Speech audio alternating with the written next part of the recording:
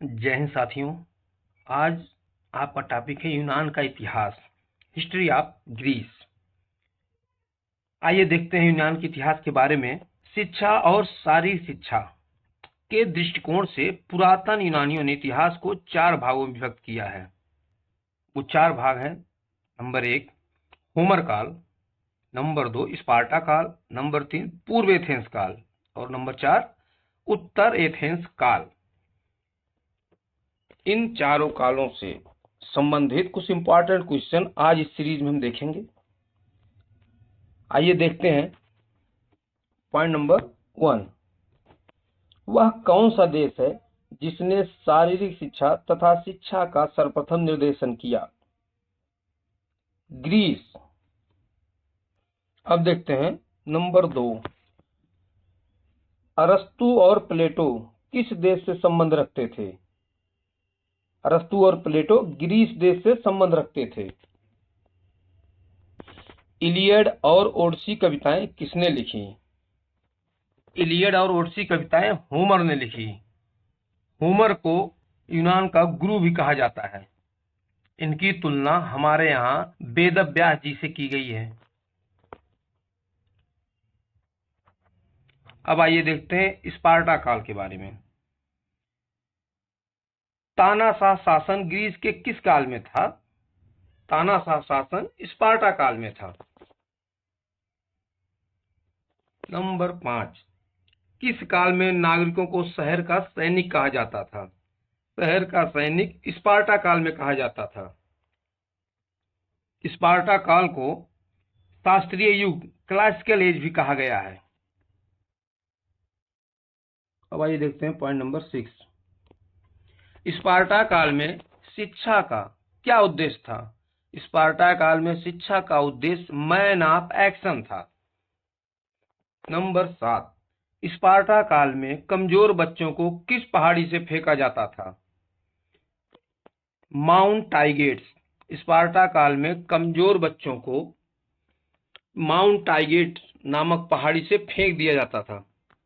Number 8, Sparta काल में सैनिकों की टुकड़ी को क्या कहा जाता था? इरेन कहा जाता था।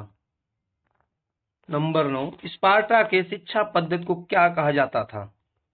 स्पार्टा के शिक्षा पद्धति को एगोग कहा जाता था और इस शिक्षा प्रणाली के संचालक को पैडोनोमास कहा जाता था। एगोग शिक्षा पद्धति में पर्यवेक्षक को कहा जाता था पैडोनोमास कहा जाता था। अब आइए देखते हैं पूर्व एथेंस काल के बारे में। पॉइंट नंबर 12, खेल कूद व कुश्ती के विद्यालय को क्या कहा जाता था? खेल कूद व कुश्ती के विद्यालय को पलेस्ट्रा कहा जाता था। संगीत के विद्यालय को क्या कहा जाता था? संगीत के विद्यालय को डिडास्केलियम कहा जाता था। उस समय शारीरिक शिक्षक को क्या कहा जाता था?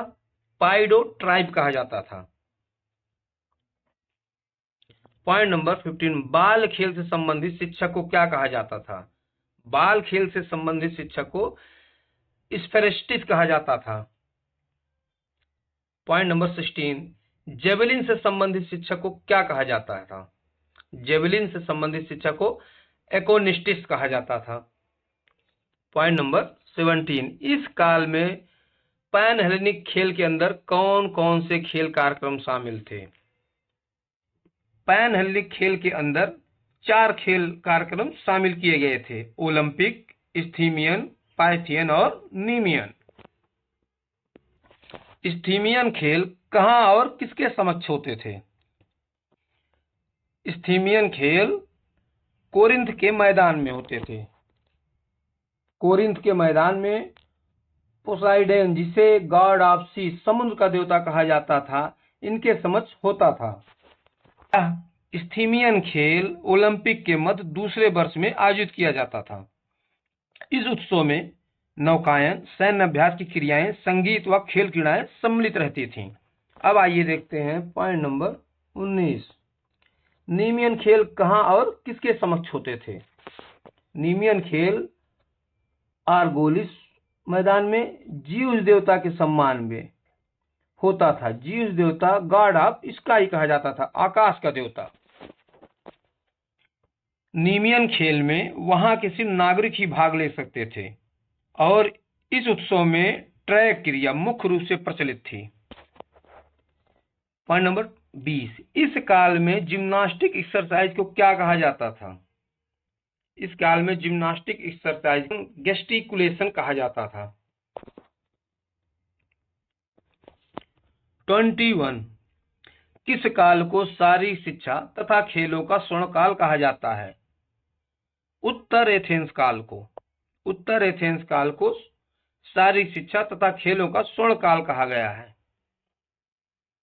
किस काल में सुकरात, प्लेटो, अरस्तु दार्शनिकों ने अपना महत्वपूर्ण योगदान दिया?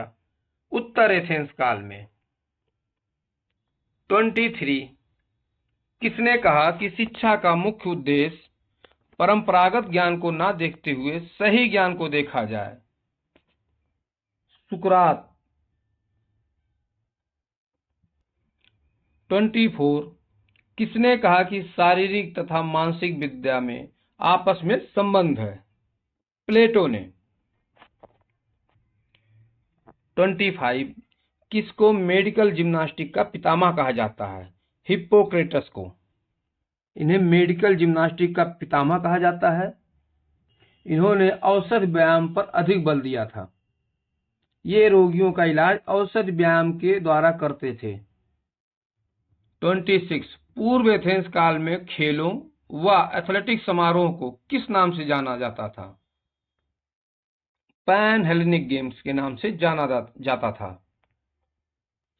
27, पीथियन खेल ओलंपिक आयोजन के कितने वर्ष के अंतराल पर आयोजित किए जाते थे? 3 वर्ष के अंतराल पर।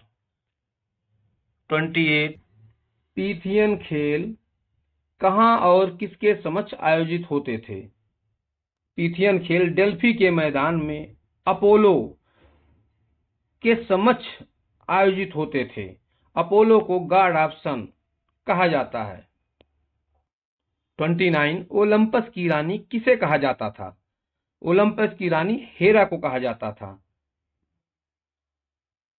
30, आकाश देव किसे कहा जाता था? आकाश देव जीउस देवता को कहा जाता था। समुद्र देवता किसे कहा जाता था? पोसीडोन को समुद्र देवता कहा जाता था। 32, सूर्यदेव किसे कहा जाता था? सूर्यदेव अपोलो देवता को कहा जाता था। 33, पृथ्वी की रानी किसे कहा जाता था? पृथ्वी की रानी डेमिट्रा को कहा जाता था। 34, जन्म के आधार पर दार्शनिकों के बढ़ते हुए क्रम। सुकरात, प्लेटो, अरस्तु।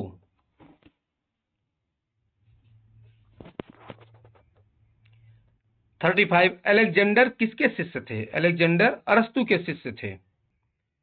फादर ऑफ हिस्ट्री किसे कहा जाता है? फादर ऑफ हिस्ट्री हेरोडोटस को कहा जाता है। 37, वेदों के रचयिता वेद व्यास के वेदों की तुलना यूनान के किस गुरु से की जाती है? होमर से की जाती है। होमर ने 2 महाकाव्यों की रचना की है, इलियड तथा ओडिसी। 38, 800 से 900 बीसी में यूनान देश का गुरु किसे कहा जाता था? होमर को कहा जाता था। होमर एक नेत्रहीन कवि थे। 39, राजा की सहायता के लिए कौन सी 2 सभाएं आयोजित की जाती थीं?